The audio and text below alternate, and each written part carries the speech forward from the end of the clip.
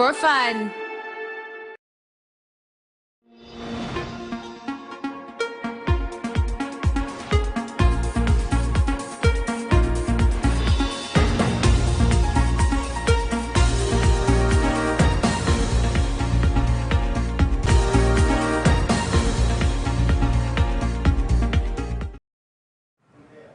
Well, a very good morning, ladies and gentlemen, and welcome to the first show. Like always, we start the show on a note of positivity. However, after what happened today, a lot of us are asking ourselves, what kind of positivity do we start the day with? However, as we start the day and as we start the show, I'd like to call upon everybody who is able to be with us and who is able to watch us at this moment to take care of your lives and know that without you, voting won't be possible. So you should make sure that you are alive till the time when you're able to cast that vote and make your vote count. You're welcome to the first show. My name is Latifa, Hamid, and we're looking forward to engaging you in a number of discussions. And those discussions will definitely be best on politics and what happened downtown. I'm not alone on the show, and like always, I am doing the show with Assalamu alaikum wa rahmatullahi wa barakatuh. Mwasuze mtiawa na Uganda amanya Tarik Nkata Aziz. Okusula mwizo kwa mwasuze bulungi nenge misana jjo ekintu kyabadde kirungi era kyabadde kikambwe nayenga mu byonna tubakubizana nga ku STV nti mbutuufu tuberenga tukakanya obusungu tukakanya emitima gyaffe tuberenga ebintu bikwata mpalo tuberenga tusambuze eggwanga lyaffe n'obukakkamu okwagala okuyitiriza kwetera kuba kubi kubanga bw'okozesa ennyo okwagala n'obeera driven by emotions sometimes oba ebiseera ebimu okola ebizibu by'otandikoze naye nga tubasaba mubeerenga tubeera bakakkamu tubeerenga tutambuza eggwanga lyaffe tubeerenga tugenda mu kaseera kano tukayitemu nga tuli mu mirembe tumekubira nga tukolera mu enso tugenda kubanga twejjusa obulamu bwaffe bwonna kubanga ebikolebwa byonna biyinza okuba nga si birungi nga tebikusanyusa nga ggwe omuntu naye engeri gy'obikuttemu yesinga obukulu omuzira asinga si yajjayo emmundu si yajjayo ebikonde n'alwana wabula yayita mu mbeera yonna eguddewo emunyigiriza n'agiyitamu bulungi nga talina gwakosezza aye n'abeera ng'afuuse muwanguzi okuwangula ekintu kyonna yonna kitegeeza kuba nti nno ofunya bikonde oba otema munno oba okola biki wabula kuba tegeragana nako wiponi nene nnyo okuba nga tuyita mu mbeera etuguddeko naye tugenda ko tutambula ffenna era nga bingi ebyakoza mu lunaku lw'eggulo katandikirewo okuba nti tubitematema. Well, as we are starting this conversation, I will start on two notes. The first one is a sad note whereby Uganda People's Defense Forces, UPDF, has lost its acting chief of administration and personnel, Brigadier General Emmanuel Mulindwa, who passed away at Mulango General Referral Hospital yesterday. Now, the development was announced by the Army spokesperson, Brigadier Flavia Wekwaso, but the reason for his death has not been announced. And as we're going into the conversation of elections and ballot papers, Tarik, there are 5 companies, international companies, that have been given the tender to print ballot papers, and among them is United Printing and Publishing in Abu Dhabi. We also have, those ones will be printing the presidential and direct parliamentary ballots, Al Ghuraida Printing and Publishing in Dubai, and these will be printing the district women MPs, district women councillors, LC3 women councillors ballots. We have others from UK who, that is Tal Security Print, and the other places, all of them being from abroad. And remember the conversation that was being proceeded by Ugandan companies that were saying that the government and the president was preaching about buy Uganda, build Uganda, but they're not helping with progressing these Ugandan companies that were ready to build and produce these ballot papers. What do you think about this, Tarik?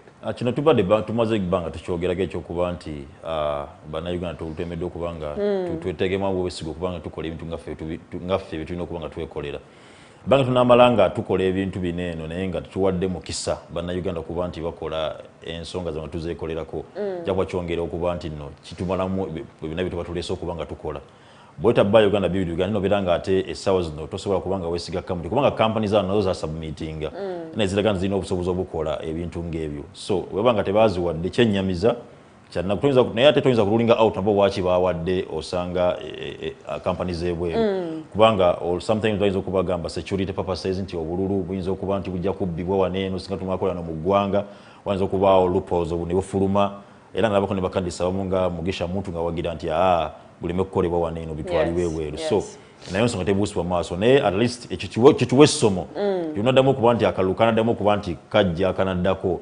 2026 waberenga waliwo abantu abetesetese abasobola okuba nti bakola omwe guleme kufuluma bweggwanga baliberenga likubikolebwa wano. But I think here's a solution that we could look at in this problem that happened, because this is not the only election that we're going to have. We're going to have subsequent elections, even when Robert Kyagulanyi is voted into power, or Mugisha Muntu, or Amuriat is voted into power. We're going to have elections because that's how a country runs. A president has to be there for a period of time, and then elections comes up, and then we see if there's another leader that can lead the country. Now, I think what should happen is these international companies that are being decided to print the ballot papers should actually have what they call a working relationship with the ones in Uganda. Kati babera with there's a word for it, there's a working term for it, whereby they come together and form a company at that moment that will help with printing this ballot paper, because all about what that will do, they can give them a subcontract. Exactly, a subcontract. Now you see what that will do to Ugandan companies is give them the power to promote themselves and make themselves better if they work with the other companies and see how it goes. However, now when we come back to the political field and what happened yesterday, Patrick Amuriat was arrested yesterday in Gulu as he was going to hold his campaigns in Awere grounds. Now we know that in this political season, there were measures that were put in place by the Ministry of Health and Electoral Commission, and now the police has said they're going to have strict guidelines that are going to be added to the ones that are already there. Now, Patrick Amuriat Oboy and Robert Kyagulanyi, a conversation we'll be coming on to later, were arrested in regard of floating the COVID-19 measures. Now, let's look at that story that was brought to us by our reporters all the way from Gulu on what happened to Amuriat, and then we'll be back to discussing the details.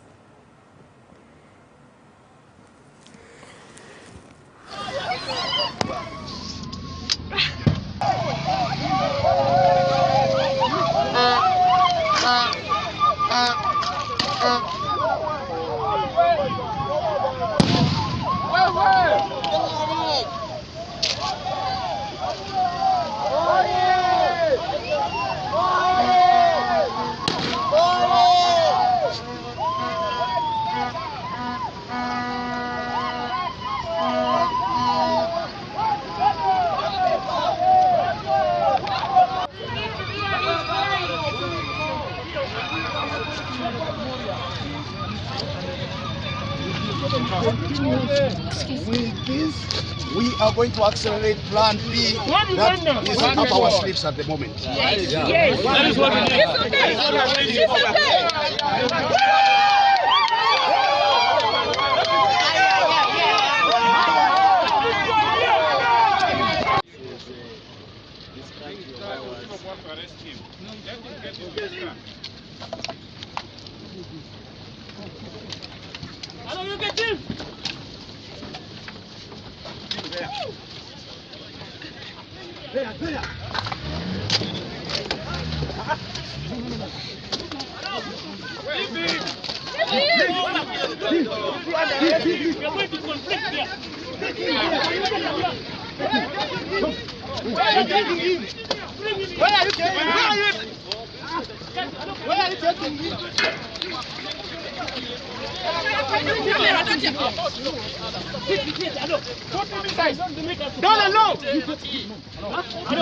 Can you put him?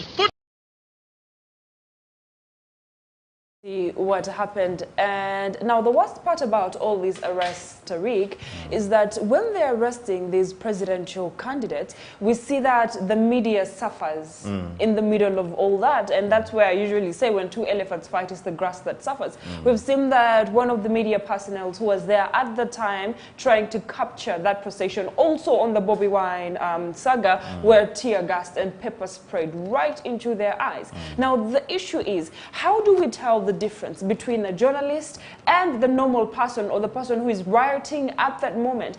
And when they were asked, police was asked why Patrick Amuriat was arrested, they didn't have a fulfilled reason to why he was arrested, and all they did was block his rally from continuing. Now we know that Mugisha Muntu and Tumukunde have said that they're not going to continue their campaign trail unless their two colleagues are released from prison. And we know that right now Patrick Amuriat has been released, but the only person who is still being held is Robert Chagulanyi. And like I said, we'll be engaging you in that particular story a bit later on. Now, Tarik, when we come to Patrick Amuriat's arrest, what do you say about it? Because we know he has been arrested twice now. The first one was in Kitgum when the NRM and Patrick clashed, and now this. What does it tell on the side of police officers who are trying to enforce the measures? Patrick Amuriat boy okuba nti bamukwata kyewunyisa kubanga tukimanyi bulungi nti Patrick Amuriat ali mu kibiina kya FDC era nga FDC tubamanyi bazimbira ekibiina kyabwe ku nkola ey'okuba nti batambulira ku defiance. So yobanga bo embeera yakuba nti kuguguwa era tebaagala kuba nti bakkiza boy balina waalaze naye gatherings abanazo nga ziwera. So police banga yavudde niraga nti no egenda kuba nti eyongera amaanyi n'obukambwe okuba nti bakadisi tebakiza kuba nti basinkana abantu. Ekiragiro kyatandikidde okuba nti kikola era nga balina okuba nti buli gwe balaba alina okuba nti agenda eri abantu abangi twabenga negundi mwenyini bamuganya okuba nti asinkana abantu Tumukunde. So buli ayina agamba nti agenda kuba nti akuba campaign oba agenda kuba nti akola alina okuba nti atuuza abantu banagidde okuba nti bamukwatako era bamulemesa okuba nti abasinkana. Naye ebintu bineeno nze ndabanga ekintu kino bakikutte mu ngeri sinambulukufu kubanga abasajja baneeno abakadisi be bayita abalonzi okujja kuba nti baba followinga bwekibanga abantu bo ali kukuba atama ne bajja ne bava ye tetunawulako kandi tiyenna agamba please come and converge mujje wano weni mubeerenga munsi tuwogera obula they arrange ne babeera walabe Amuriat yabadde ategese n'okuteeka mu kisaawe nga sitting weziri bagenda tuza abantu 200 era ayogere nabo ekintu kirina kiba kimu nti nno bamuleke agenda ayogenda abantu batudde nga tutaba NRM bwekola ayogenda abantu nga babadde batudde then basobola okuteekawo oba kaŋŋambe security etekewo embeera okuba nti abamu tebasembera kintu kifo ekyo ayagala kubanga ayogerera. Nze kiyinza kumbeera nga gye nabagamba luli eri nti at least bandibadde bagamba nti buli candidate wagenda okubanga atambulira kubeereko official wa EC then no minister yebyobulamu alada a situation ene gye tulimu omuntu obanga akonvanyiza atudde mu kisaawe asobola okubanga abya n'abantu abeyongeramu bw'obanga embeera egituba eriwo situation eriwo asobola okwogera n'abantu be and you can't stop people right now. Tukimanyi nti mu Uganda bwe tubeera mu elections it's all about excitement kuvayo kulaga buwagizi bwaba eri candidate wo na kuvayo kulaga muntu nti support kuba nti okola kubanga buli mwanya okujanjawaza oluganda naffe tulina aba naffe tuwera naffe tukola ki naye olugamba okusibira abantu bbali era police egenda kubayangera running battles n'abantu pozi bagambe kimu nti ogenda abantu bakusazeemu akaluko ogenda mu bantu bakajjewo bakandi singa tuli mu biseera bya covid musigale mu media mugende ku radio na TV naye abo bananga tukyagenda mu bantu. Now, Citizens Coalition for Election Democracy has actually called upon Electoral Commission to cancel these elections, saying that where we are right now, the country is going into a state that is going to be uncontrollable in the coming times. Now, when we see the arrest of Amuriat, and we don't want to dwell so much on that because we have a lot more stories to be speaking about, Amuriat's arrest comes at a time when the country is already hot on its seat with the arrest of Robert Chagulanyi. And the question is, how are security officials going to explain themselves on the matter of arrests of the opposition? There was a question that was ringing in a lot of people's minds, Tarik. And the question was, why is it that every time there's a procession, then they arrest the opposition and come in to sweep them and take them to, because the arrest that happened in Jinja yesterday, Chagulanyi was taken to Nalufenya prison. And they're asking, why? Because now at this point, what we are doing is we are already making an announcement that we're not going to have elections anymore. If you're arresting the presidential candidates, that means they're going to call campaigns. Yeah. And it's their right to start campaigns as per Electoral Commission guidelines. Bagendeo bakole their campaigns so that they can talk to their voters and address them. Now here's the question of whether candidates must be controlling their crowds. Because we're looking at a process where, and I've said it before, Museveni has been able to hold the 70-seating procession, even when he's seated like in a particular place, he's been able to hold the 70 seating.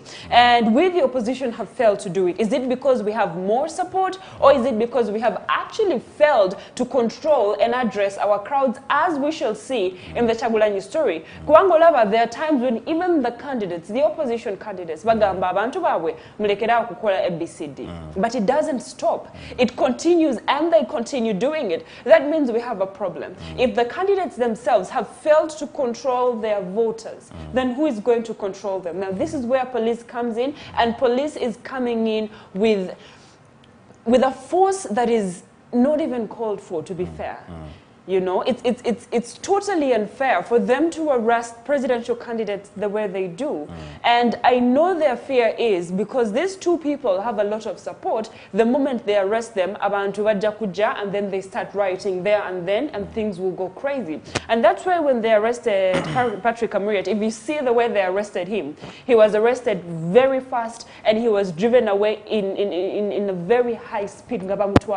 So at the end of the day, these things need to be done. These candidates need to learn how to control their crowds, because that's the only way we're going to deal with the situation. Now, moving forward with the conversation still on the arrest of candidates, yesterday Robert Chagulanyi was arrested in Luka district, and according to police, he was arrested on charges of causing like a crowd, collecting a crowd, because according to the things that we have been seeing, it's evident that Robert Chagulanyi has been moving with a crowd that has been over 200 as stipulated by the Ministry of Health. And he is going to be charged, and he is in Nalufenya prison. His lawyers have been refused to access the premises, and they've refused him to talk to his lawyers. And we are at the position whereby Robert Chagulanyi is still in Nalufenya prison until further notification. Now, when he was arrested, there was riot and protests all over the country, not only in Kampala city, where it actually started sparking off. There was Jinja, there was Masaka, there was Mukono,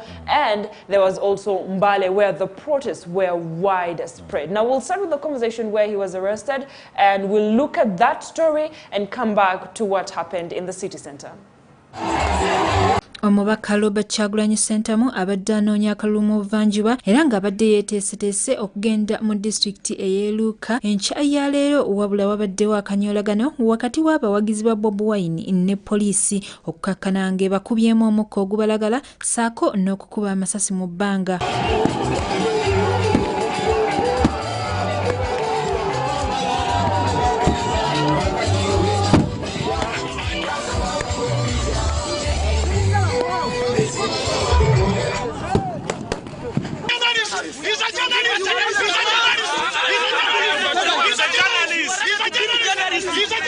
You want to kill us? Where is the commander? He's a journalist.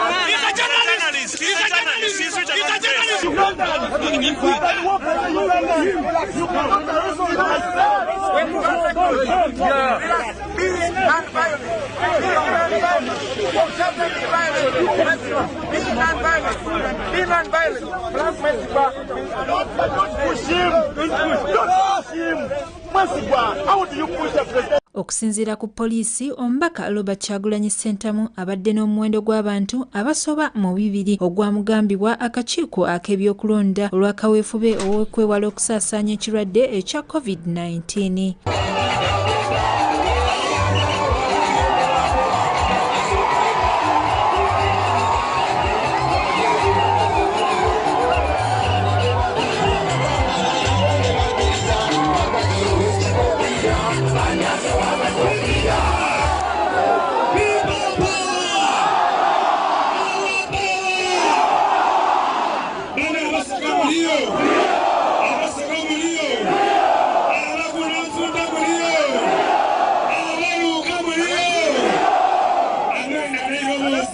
kigambibwa nti gye buvuddeko omubaka Robert Kyagulanyi abadde akola enkungaana ezikunganya abantu nga tebafa ku biragiro by'ekirwadde kinene ekya COVID-19.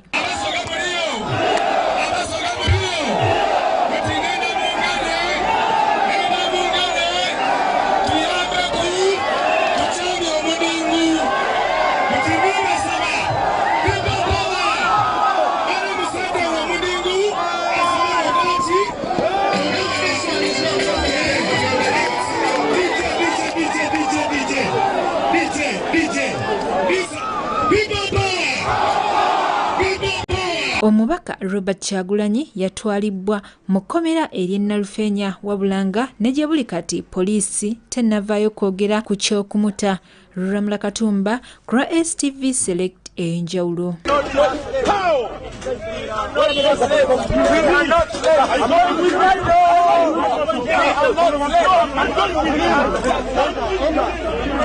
You have seen what happened during the arrest of Bobby Wine, and he's going to be slapped with the charges of an act likely to cause the spread of COVID-19. And we remember when the president was speaking about those charges, they were actually very big charges that would mandate to very many years in prison. And that means when Bobby Wine is finally charged with that act, he will be staying in prison for a very long time. Hopefully that won't happen, because right now, as we speak, he's a presidential candidate. Now, as soon as Bobby Wine was arrested, just like you see what happened, it sparked riots in Kampala and everywhere else. And our reporters were also on ground, and they brought us that story. Now, producer, if we could look at that story where the protest happened in Kampala town, and then we come back to dive into it a little bit before we go, that would be really nice.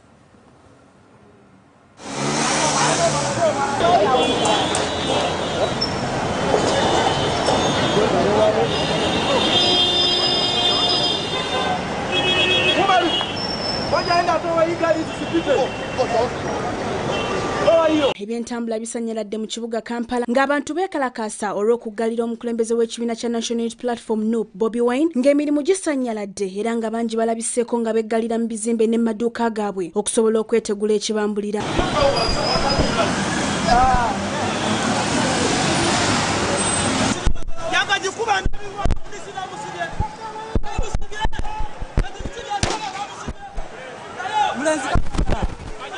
Bano ababadde tebasalibwako musale bawanyisizza ebisongovu ne poliisi okukakana nga amasasi kibooko n'omukka ogubalagala bikubiddwa mu bba.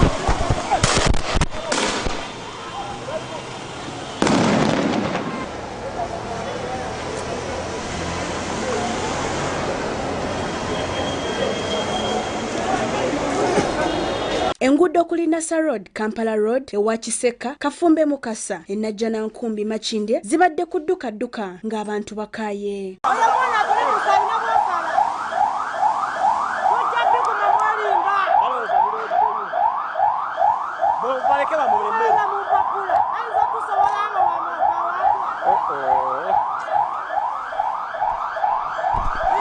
Kale bakuma tebasobola babonyabonya okujjako aba bakuba amayinja.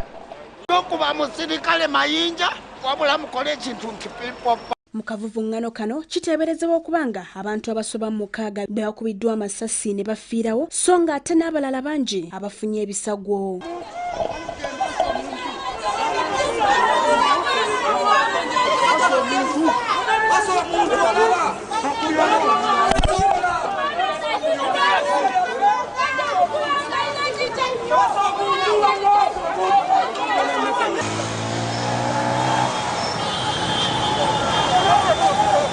Si mu Kampala wokka awabadde akeegugungo, wabula ne mu bitundu ebirala eby'eggwanga okubadde Nalufeenya, Salama Road, Kawempe, Masaka, Kamoocha n'abaayo basiibye ku Tebuukye. N'abataka abaluuka wona bafuuse lutalo, buli mundu eri wano, buli musirikale ali wano, na buli muntu yonna ali wano.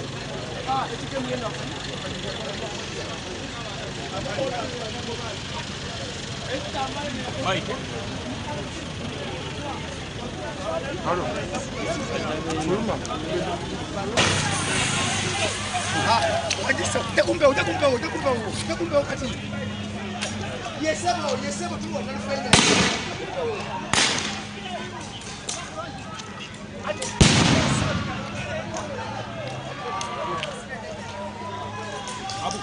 Sarah Nakandi, Hasif Sechuwanga, STV, Select Eyenjawulo.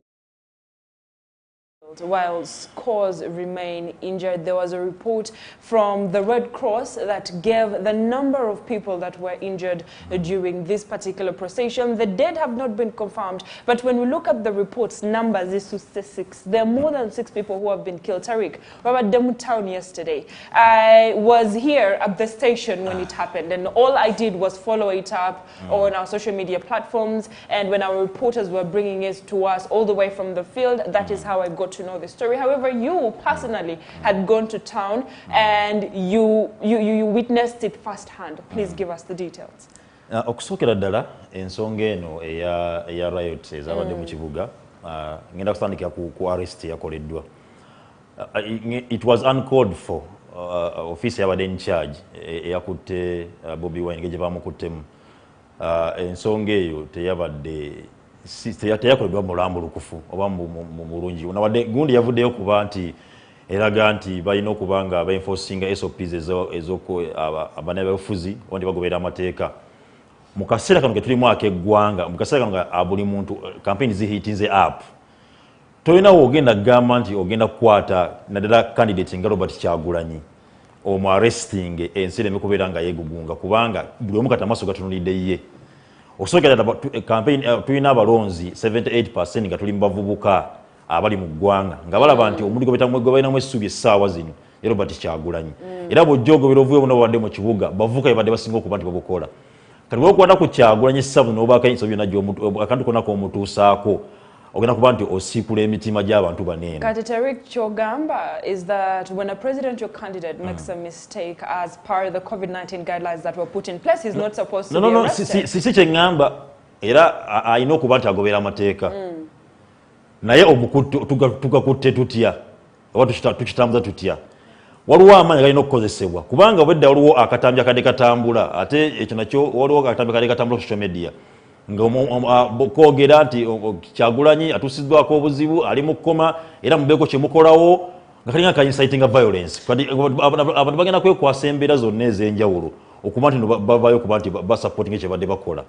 Bani nga tuvudde ku nsonga ya poliisi okuba nti kale yakutte Kyagulanyi kubanga yalaze nti mu mateeka isi erage nti no yeetengeredde kuba isi ebaze ebbanga ejja eyogera ng'egamba bakandisi bano ng'ebawoninga tibannaye twateekawo embeera okuba tutunoonya akalulu kanoonye mu ngeri ya scientific mu lusaba nti 12 basogera ku 7 badda ku 2 naye abamu baganye nga bakuba nkuŋŋaana.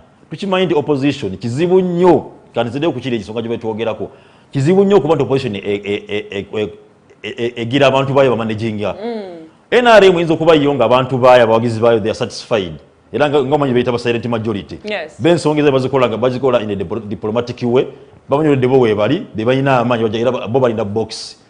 Naye ono omuntu opposition ayagala okulaga naye nti nabo bawera naffe weetuli twagala okujja nti tulage n'obuwagizi eri omuntu waffe koge tulinamu essuubi abantu bayaningira change bodde banga nga baagala enkyukakyuka so balina okuvayo mu mbeera n'okulaga nti change yebagyetaaga nga bakuŋŋaana. But the question is, how are we fighting for that change, Tarik? That question is very important. Yeah, it's very important. Essaawa zino omuntu omwana anoonya enkyukakyuka naddala bavubuka nze ngenda kugamba nti ayinza okuba talina direction gy'agenda kuba nti akwata ye ekimulimu mutu okulaba nti essaawa zino nkyukakyuka. Nze nalabye nga ngenda mu maaso okuba nja tuuka amaaso okulage nkujanjire ebintu byenalabye byaneemukiza mu kibuga kye badde ombuuzizza. Bwe ntunira ensonga eno nga nyongera okuba nti njettaanya abantu bannayuganda nalabye bwe nabadde mu kibuga nalabye nga mu butuufu kusookerera oyinza n'okuba nga Kyagulanyi si ensonga lwaki badde barayotinga. Yes, Kyagulanyi bamukutte naye abantu balina embeera gye bazze batambuliramu mu Uganda nti abantu balina ebusungu bwe ku mitima. Abantu babadde embeera ya COVID bali mu bwavu. Abantu bamaze ebbanga emisolo gye basumbuwa binawulidde mu kibuga abantu emisolo gye basumbuwa abantu batambulira mu mbeera y'obwavu abantu banyigirizibwa bazze nga bawagira abantu ab'enjawulo mu kalulu naye nga abantu abo tebatuusa ku kye baagala kuba nti batuukako. So kati balaba nti batunidde Bobi Wine ono nga ayinza okuba yagenda okuba nga abayamba era banonyayo factor yonna egenda okuba nga esparkinga off okuba nti bakyusa obukulembeze kubanga tebakyesigana kalulu.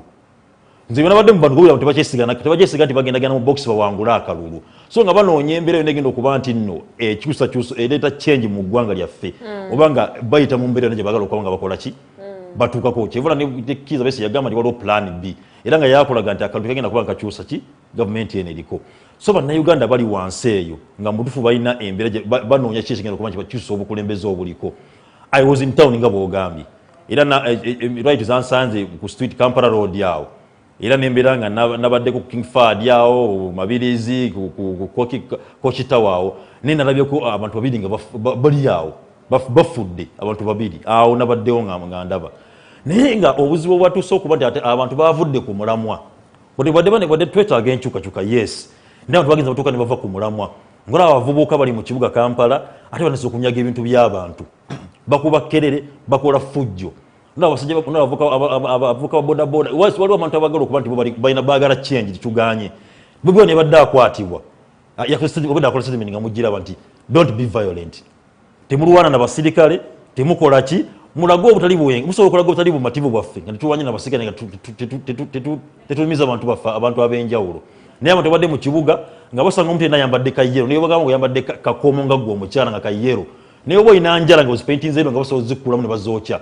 kyabadde ku Salama Road waneeno I was there era nabadde nzire bakana emutinesinga ng'omukyala badde avagula nnyanya mu katale yena akaveera kayero bakamuggyeko ne bakakumako bavudde kuba nti nno bazze obusungu babuzza ku bannaabwe abantu nga batandise okwekuba Masaka Road abantu bakifutute ne tribal nga bayimiza emmotoka nga bagamba Anyankole mufulume muve mu mmotoka batuwaaya abakoze eki omunyankole si yakulembere si yagamba nti yaleese obuzibu wabula naye ye oli muntu tribe obanga president abatukulembe baveeyo tekitegeera nno naye gojja mu mmotoka yaleese obuzibu so nze nambadde nsaba nti abantu tuba nga twagala change tugobere principle kyatugamba ba principle bukasana bigambo yatugamba kimu batumanyidde mu mbeera nga tuli violent ndi tumekozesa violence okulaga nti iki abantu tuba disproving tugoberera amateeka era njagala okwebaza abakulembeze bonna aba NUP aba NUP tena omu yavuddeyo kuba nti ateekawo mbeera y'akajagalalo kuba nti adda ku kkubo kuba nti akola ki wabula babadde kaamu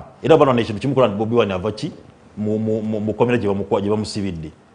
My fear is in two places.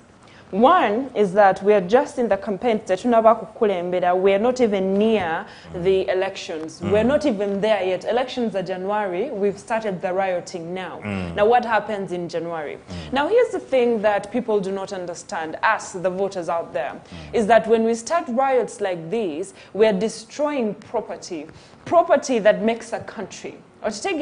We're destroying people's businesses that pay the taxes. Now, when we do such things, we are destroying the country that we want our next leader to take over. Now, my question is, do they want Chagulanyi to take over a country that is already destroyed? Is that what we're looking for? But here's also the other thing. Police, the way it handled this issue is like fire on fire. It's like putting salt on a wound. They just made it worse altogether. The whole point is you already know the situation that is in the country. Your security forces, you have internal information that even me and Tarik don't have. All in information. And you know what is going to happen the moment you arrest Robert Chagulanyi. Nobody has to tell you it's going to happen. You have internal information and you should have known that these things were going to happen. Now, as security forces, from the word go, even before the scientific election started, they should have sat on a round table and decided what is our way forward apart from violence. Because if we're going to use violence on people who are already angry, it's going to lead to what we saw on the streets. People who are not even part of the procession, who are not even part of everything that happened in town, were killed. Innocent lives were taken yesterday. Mothers who were supposed... That's what I'm saying. Mothers who were supposed to go back to their kids at home and take back food to their kids at home. Mothers who are the fathers of their kids lost their lives yesterday. Now that is what hurts me the most in this political season. And there's some people who say sacrifice is sacrifice. It doesn't matter whether you're innocent or not. If we want change, you're supposed to sacrifice yourself. But no, this is not how it's supposed to be. We are not supposed to lose lives in order to get change. Isn't there a time in our country where we will get peaceful change? Can we have peaceful protests, and then we see how the police is going to shoot us in peaceful protests? And I've always said, intimidating a police, and then we have a reason to blame them. But if we continue intimidating them, we have no reason to blame them. Now, Tarik, my biggest fear right now is that even when Kyagulanyi agamba mubere peaceful, these people are not being peaceful. What does this mean? No, Latifa. The second of blaming about NUP. No, it's never mu kibuga. Abantu basinza okukola effujjo ku bantu bakola effujjo ku bantu kati tuni ekifaananyi ng'ekyo omwana akuba emmotoka omwana otunda abaana badde bakuba emmotoka olaba between 16 to 17 years bali mu bavubuka bwana buto. I was in town ngolaba obuvubuka obuto buli mu kubba bantu. But that's what I'm saying. It's not about the leadership era bavubuka era okusingira abaana abato kati tuni that laba look at that age. The thing about it is people have it in their head that the icon of change is Robert Kyagulanyi and NUP. Yes. And they're using that as a reason. And that's why I'm saying where I am scared now is the fact that even when Robert Kyagulanyi abagamba, let's have peace and let's not be brutal. Let's show these people that we are more than what they think we are. There are people in society who don't listen. And those people who don't listen are the ones that spark off such riots, and there are people who are looking for a reason to. They're angry already. This nation is angry. And why are they angry? Like you said, COVID-19 is there and people are dying of poverty. And people are looking for where to express their anger and let it out. And they found a reason yesterday. But here's the thing. Banning an NRM car. Tegenda kuyamba to get change. Killing people, because I will tell you one thing, it's not the police that murdered people. No. It's me and you that murdered the people that are lying right now in the streets and they're bleeding. Kubanga, the moment you started violent protests, there's no way police was coming to handle you with gloved hands. Latifa, abana batuse mu kibuga nga bakutte emigo bakuba police. We saw that footage. So kati police ubanga okutandisa okuba okutte emigo kubepo ye ina kukola ki? So abantu ne motoka ya yero wali motoka aka video kalaze motoka ngetomedde abantu motoka yabadde ne omusajja yabadde adduka for his life kubanga abana bazinga bagala kocha motoka ye mugeza ko okudduka for his life yatomedde abantu babiri. Kati Tarik walabye yo motoka ya black. Labe motoka ya yero motoka ya NRM. Motoka ya omukulu motoka ya mukulu Kiseka. I was even here with him yesterday mu show. Yes, he was here. Olavuda onagenda mu kibuga. Taina kyakoze kati motoka yabagikoze bato for what? That's what I'm saying. Va ku motoka ya yellow.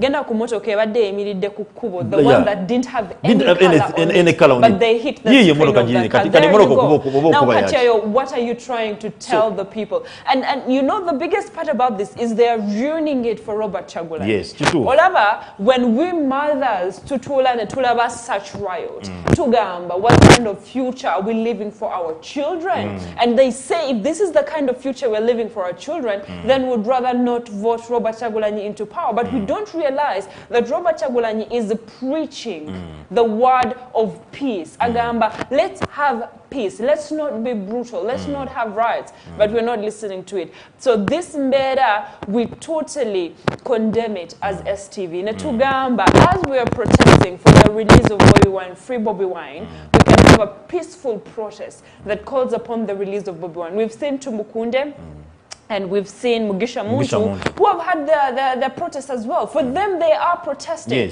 But they say we're not going to continue with the campaign trial as long as Robert Kyagulanyi is still in prison. And that's a protest. That is the way to make a point. We Ugandans could say we're not going to work anymore as long as Robert Kyagulanyi is not.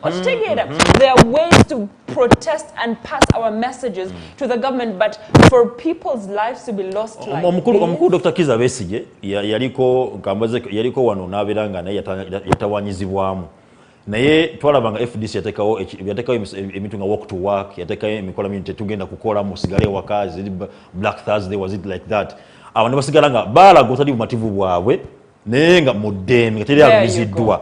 So naffe wantu sobola okugamba kati ngaba NUP yes amukulembeze waffe akwatibwa katugala amaduka tuteme kugenda mu kibuga kukola teme kukola kino we are standing tutaddewo stand down tekigenda kubanga kitambula kugenda mu maaso gavumenti ekisobola otuwuliriza naye buli kati bwogamba nti nogenda mu riot mwenyini ffe tweruumya ajja abakyala bafumbye nabadde mu kibuga naye abakyala badde bafumbye kubanga tugananise nga tugenda mu lunch time abakyala bafumbye emmere bagiye kati omukyala ngo yazze okubanga akola Capital yataddemu buseri yaguze ebintu bagenda kufumbira abantu mmere bakasoma emere bagiyeta tafumye asobola okudera agenda kuddayo akole Capital aweddewo omuziza mu kyalo. So buli banga twagala okuba twagala enkyukakyuka letu tulowooza ne kuba naffe tumekumya buli bannaffe mu kibuga wakati mu kibuga wakati mulimu amasomero abana bisa bali ku masomero esifa bali ku masomero right zize tiya gasa akulu abana bali mu masomero tubadde mu okutya. So embere no mbadde nsaba tugikwate empa naye nga ate waliwo groups abavukanze nagenze nzeetegeza nga mulimu bavubuka abazze bonga bazze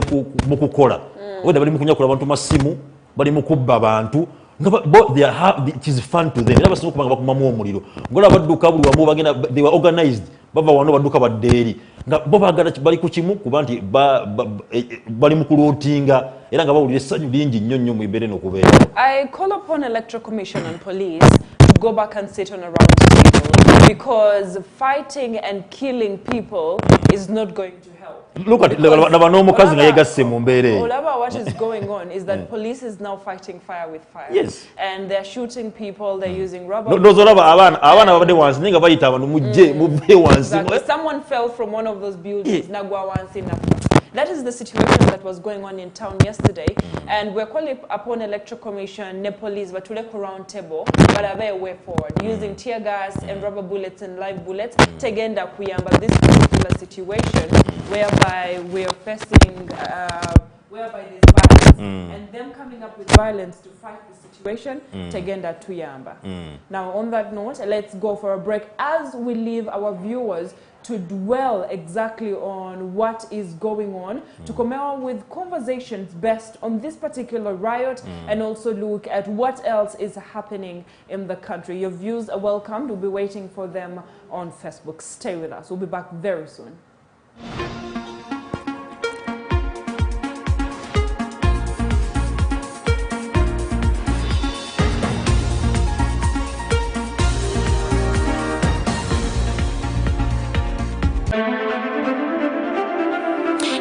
You're watching STV. Select for fun.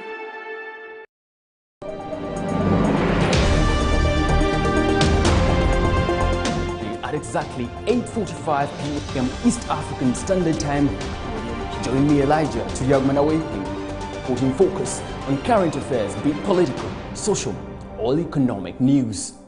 We shine a spotlight on our beautiful Uganda, the Pearl of Africa, providing information that is age-cutting here on STV with select news.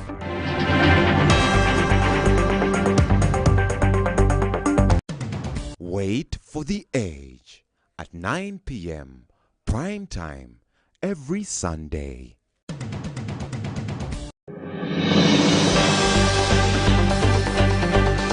The news has literally become cyclic, for what happens in Gulu, Mbale, Kampala and elsewhere is the same. My job is to tell the story on what happened, where, who did it, how they did it, and probably why they did it. Join me every single weekday as I break down those big stories that make rounds of headlines only on Select News. With me, Simon Chris Makanga.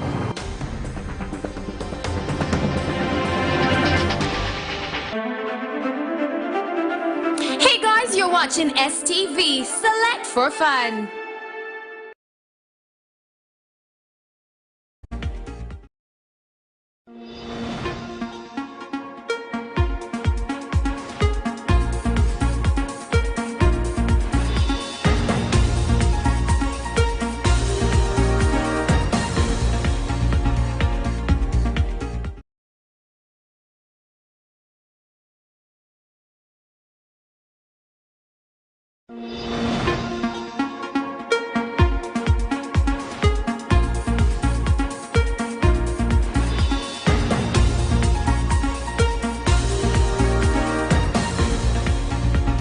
Unauthorized assemblies are currently prohibited under the Electoral Commission and Ministry of Health guidelines. Oluvannyuma nga kampeyini ziyingidde olunaku olw'omwenda, ekiwandiiko kifulumiziddwa olwaleero nga kiraga engeri ebitongole ebikuumaddembe bwe bigenda okunywezaamu enkola okulaba nga bawanirira obukuumi mu kampeyini ezigenda mu maaso, nga kino kifulumiziddwa aduumira poliisi ya Uganda John Martin Okothi Ochola. Kiriko omukono gwa Inspector General Police Mr. John Martin Zokotho Chola nga kifulumizibwa olwaleero ng'alaga engeri ebitongole ebikuumaddembe gye bigenda okunywezaamu enkola ey'okulaba nti bawanirira ebyokwerinda n'obukuumi mu kampeyini zino ezigenda mu maaso. Enanga asinzidde ku media center hano mu Kampala ng'agamba nti akakiiko k'ebyokulonda kafulumya amateeka agali amagolokofu obulungi naye ate abamu ku beegwanyiza entebe y'obukulembeze tebagagoberedde ekibaleetedde okufulumya amalala. Newankubadde enteekateeka za Electoral Commission ezaafulumizibwa zaali mu bulambukulufu nnyo, tweyongera okulaba bannakandidate abagenda mu maaso n'okukunga abantu n'okutambula nga bakozesa oluseregende lw'amamotoka n'okukunga abantu mu ngeri ekontana n'enteekateeka eza Electoral Commission. Mu ngeri y'emu ono agamba nti bakwongera okunyweza n'okussa mu nkola ebiragiro by'akakiiko k'ebyokulonda. Tuvuddeyo n'amaanyi amapya ge tugenda okwongeramu okulaba nga tukuuma enkola ey'Electoral Commission. Enanga annyonnyodde mu bulambulukufu omugaso gw'abakuumi abaweebwa abo abeesimbyewo ku bwa pulezidenti nga bw'atunnyonnyola. Presidential candidate watambula kye tuyitanga all round protection okulaba nga bamuwa omukuumi kubanga aba afuuse VIP oba omuntu ow'omugaso oba omuntu essaawa yonna gye bugenda mu maaso asobola okufuuka omukulembeze ow'eggwanga. So baba balina okumuwa obukuumi obwo okumwetoola. Mu ngeri y'emu alabudde ku bulabo obuli ku yeesimbyewo yenna singa aba ayimiridde wakati mu bawagizi be era n'alambulula ne ku ngeri emmotoka bwe zirina okutambulamu ng'agenda mu kampeyini ze. Era wano poliisi ekakasizza n'okukwatibwa kwa Bobi Wine olunaku olwaleero. Not in the ground, I don't know what exactly, but the truth is that he has been arrested and you will be informed. Weewaawo emboozi tugirabye era nga tulaba poliisi yavudde nebalaga nti negenda kubanga eyongeramu amaanyi mu bukuba nti eteeka essa mu nkola n'ebiragiro ebadde nga bikubwa akakiiko k'ebyokulonda. Naye nga tujjukira bunya akakiiko k'ebyokulonda kajja oba kagoberera ebyo Minister of Health byateekawo twewala ekyo COVID-19. Ebbanga libadde weri nga IC eva neeyisa ebiragiro ku nomination day yennyini yabalagira okuba nti bakola ng'okuba nti bagenda batambula ku makubo tebavayo waggulu kuba nti bawubira ku bantu basigale mu mamotoka muda bawubire ku bantu baabwe. Yani bagana okuba nga batambula n'abantu oluseregende wabone basobola kutuwa abantu 7 then ne bateekawo abantu 200 ne bongezaako. So isi nayo yavudde mabegakawo neegamba nti egenda kubanga disqualify ngo ejjamu abantu bakandisi baganya okubanga bagobera ebiragiro nga isi eraga nti kirabika era nti bagisizaamu olugaayu eyogedde nti wakikola kikolebwa.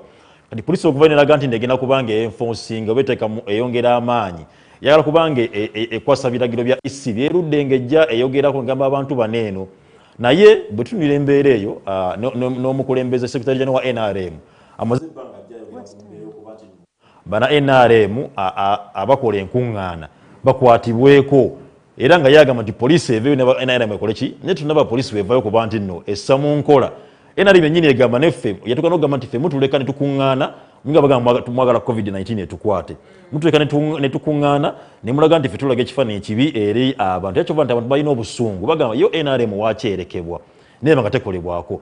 Secretary General NRM yakagivayo enfunda 3 yasooka nakyogerako mu primaries nagamba naye poliisi mutuyambe awuna bona banoonya akalulu mu bantu mu primaries abakuŋŋaanya mu bakwateko techola bwe kikolebwako. Nitudda mu mbeera y'okuba nti najja ne kuno yavudde era akakyogera enfunda 2 gaba naye NRM n'abakola enkuŋŋaana bakwatibweko nitulaba NRM katiraba ekifaananyi ng'ekyo bo bakuŋŋaana teri abagambako tebambadde masiki Bebekulwa alina convoys zaakola bane bonna balinako naye bo tebakwatibwako. So kati abantu banene obanga tebana bakwatibwa kati poliisi ng'eddange eteeka amaanyi ku opposition era wabeera nga tekibe nga tekiri fair bulungi. So munnansi ajja kulaba opposition agamba lwaki ffe tunyigirizibwa ate nga balekebwa kubanga bonna bakola ekikola kyekimu. Tulabe wano Alan Sewanyana ali Kitalya bamirimandiza Kitalya naye era ensonga yabadde yeemu kuba nti kuba lukuŋŋaana ne bamukwata. So poliisi bwebanga yavudde okulaga nti egenda kwongeramu amaanyi okweforcinga amaanyi ebirenga gakozesa ate ku bantu bonna. Naye n'ekyokubiri nze ekye Latifa kyenjagala okuba nti neewuunya, tuyingidde campaign zino eno nga tukimanyi bulungi ebbanga lyonna nti Bobi Wine ayina crowd, ayina following emugoberera. Naye tugamba tuyingidde akalulu ayina obanga omukkiriza okuba nti agenda eri abantu. Bobi Wine wachi omukkiriza okugenda eri abantu tengo kimanyi ayina crowd. Talina wagenda ye Bobi Wine talina waayita. Ola people pay. Anobasula emitwalo 5 emiko kujja okumulaba ne bajuza ekisaawe. Olwo kono bagobera ebweru. Kono nga bagenda mulabira bwerere kiki oba osuubira. So okulaba nti nno ocontrollinga crowd zino Bobi Wine talina control over them. Era yakugamba ebiseera singa agamba kimu nti I don't call these people. These people come to me. N'abantu bennyini babaga nti balaga balinamu essuubi. So nze ndaba nga ensonga eno okuba nti nno okuteekesa amateeka mu nkola egenda kuba kizibu nnyo eri ate nga n'olaba sometimes twabenga ku kyamu Amuriat Boy ne Bobi Wine mwennyini bwabategese okuba nti agenda kusinkana abantu babatuuze ate poliisi emugana okutuukawo. Kati n'olaba nga alina asigaza option emu kwogerera ku kkubo. Abantu bajja bamusange waali ayimire ku motoka waggulu ayogere nabo. Singa poliisi eteekawo embeera nga mbutuufu Bobi Wine bategesa akafo kagenda okuba nga atulamu n'abantu be bamukkirize ayingire awagenda okwogera n'abantu balina okuba nga ayogera nabo. Naye buli wabagenda okuba nti alina wagenda okwogera n'abantu be they block him nasigala okuba nga agenda kwogera ku kkubo. So poliisi nayo mwennyini olaba nga ate nayo egutanya enteekateeka ze. Came up with a decision to have electronic campaigns. Never vow from electronic campaigns. Never gamba to get better than 70 people. Kati never they started on the 70 people line. Never have Mbuno Chisu say it's too much now. 70 people is not enough. They increase the number to what? To 200 people. Yeah. Now, whatever the reason why they increased that number to 200 people, the only reason is because they knew that 70 is not good enough.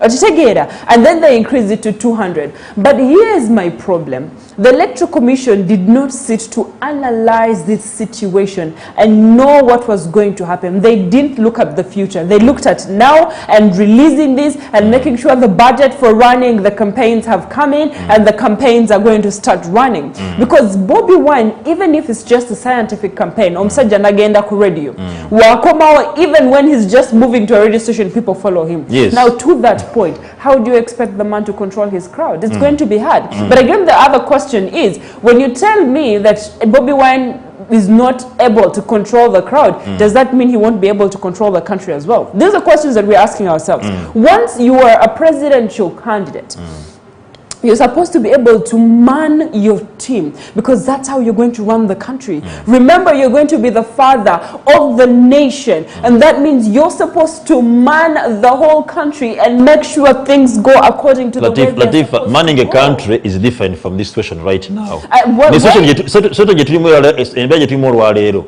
Ya kujanjawaza buli muntu ayagala okulaga nti nno kandidate wange yono bino byanjawulo kuba tutuze mu kubanga tuba tuze mu kulembeze Bobi Wine mu ntebe ate nagenda kuba bagenda bajja kukuba ku lwaki right now kiriwo bagala kumulaga buwagizi bwabwe. Why I think it's not as different, Tarik, is that Olaba Bobi Wine, by the time he says let's not be violent, by the time he says let's not, I've not heard him say let's not converge really, but by the time he says that is because something is happening at that time.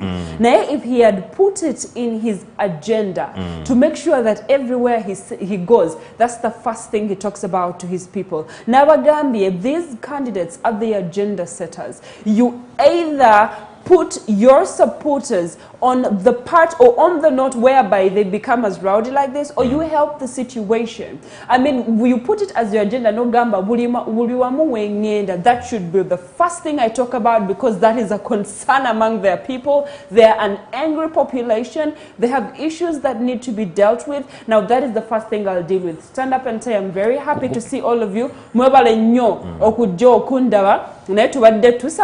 ABCD, tubere, very calm people. If you do that every other time and it becomes like your music, people will listen when it becomes like your song. But here's the thing, whatever your tear gas that police is using on these particular people, there had been allegations, just like they were trying to address, or Chom was trying to address in the press conference that we saw a few minutes ago, is that people are alleging that this particular tear gas is expired. And they're saying since the last election, the tear gas that we're supposed to use then was not used, definitely because the last election was not as bad as this. We already see that. And they say the tear gas was transferred to now, but police has come up to say the tear gas is not expired and we are using tear gas that is okay. But I mean, for the nation to start having that kind of conversation is very funny. You're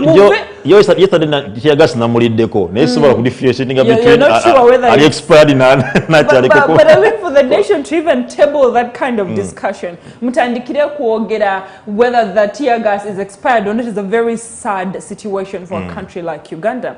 And the worst part about it is that we are at a point where Uganda's economy was actually rising. When COVID-19 came and everything went on lockdown, our economy fell. But when we look at what is happening right now, Uganda's economy is actually on what they call a recovery trend. Because starting from October, the performance of October was better than the performance that we had in the previous months, because we had an increase of 55.8 in October from 54.5 in September. Now that means our economy was actually improving, but putting it at a point whereby we're going to start having riots such as this only means that our economy is going to come back down. Already already people are dying of hunger, already there's poverty, and the moment such protests improve, and such I call it improvement because Twabudeo from Besije from protest of wearing a certain color one day because we want to show the government we are not happy. Exactly, because when Black Lives Matter came, that procession, we had people put on black t-shirts, black t-shirts to show that they're not satisfied. Now, if only we had those kind of protests, then we would at least say we are crying about the unfairness in this country, but in a way that is not going to bring more unfairness on the table. We're in a place where property is being destroyed, things are being burnt. Are we progressing our economy, or are we actually bringing it back? Does that mean that we want Robert Chagulanyi to come into power when buildings in town, Tezirina Madinisa, they have been burnt to ashes, our kids have been killed? Okay. Now there was a gruesome image that I saw yesterday, Tarik, that broke my heart. And I was telling my producer, Nzidja Kusho, but I'm not sure how I am going to address this issue because it's an issue that hurts all of us. See, there was a boy, a young boy, a teenager, actually younger than a teenager, Demu town. Because when these protests started, there was no warning. I mean, the protesters should give us warning, like we said, police were warning. But in a few minutes, we're going to protest. For those who don't want to be part of the protest, for those who don't, they want to protest in they want numbers. Let it be a choice. If I want to protest, let it be a choice. But we're at a point where if you want to be part of the protest, for those who don't, we're giving you 1 hour, get out of town for this young boy actually lost his leg to the point that I don't even want to talk about it, Tarik. It's sad. So,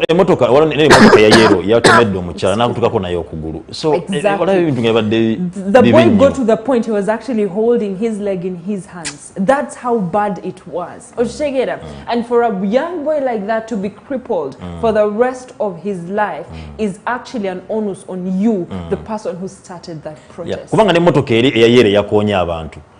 Omusajja yabadde adduka for his life bali bagala kwocha motoka ye kati mukudduka yekanze nabanga yatomejjaze n'agwa mu bantu n'abatomera kitegeeza gwe yabadde eyamuforcinzo yabadde ayolo kwocha motoka ye gwe waleese obuzibu. You're the one who did that. So eranze kino ensonga eno kanjiiseewo NUP erina okuba nti nno yeegendereza era ejjamu abantu empulunguso zino ezagala okuba nti baboononera omulamu gwe baliko.